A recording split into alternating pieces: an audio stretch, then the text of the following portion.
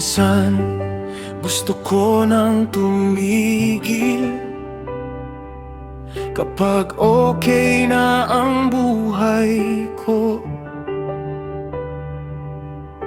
kapag safe at komportable na, parang ayoko nang lumaban pa. Pero habang tumitingin ako sa paligid, may mga taong pagod pa ring lumalakad.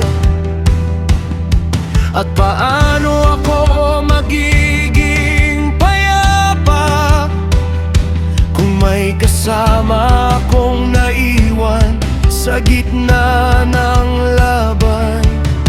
Hindi pala totoong strength ang unahin lang lagi ang sarili.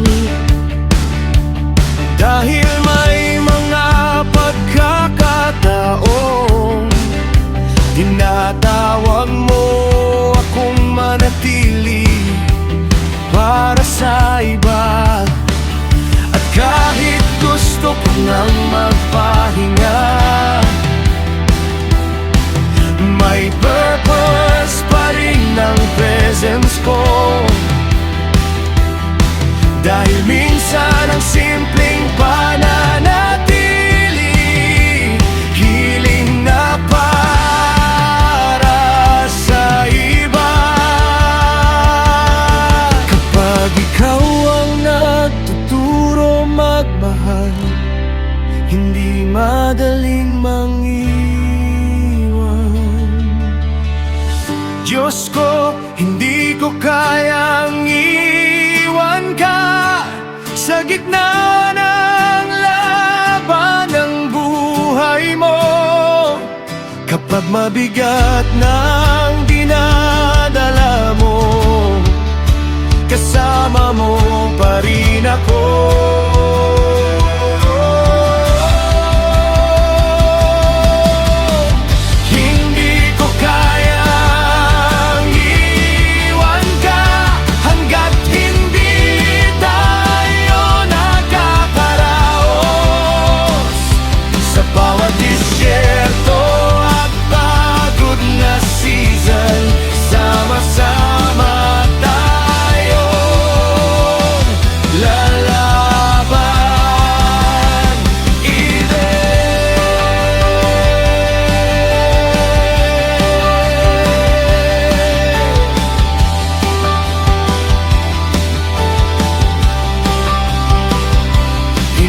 Lahat ng tao manatili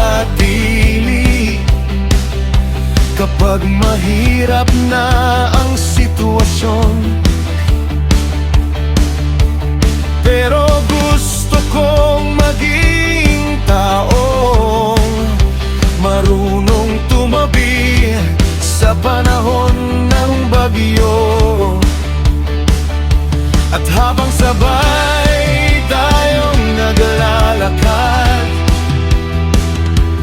mas gumagaan ang bigat ng journey. Dahil hindi mo tayo nilikhang mag-isang lumaban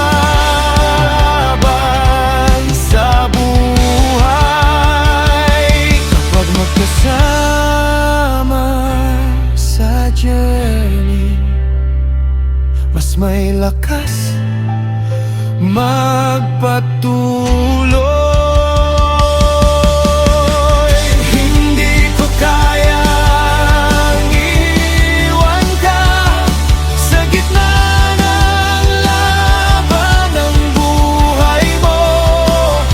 Kapag mabigat ng dinadala mo, kasama mo pa rin ako. Ayoko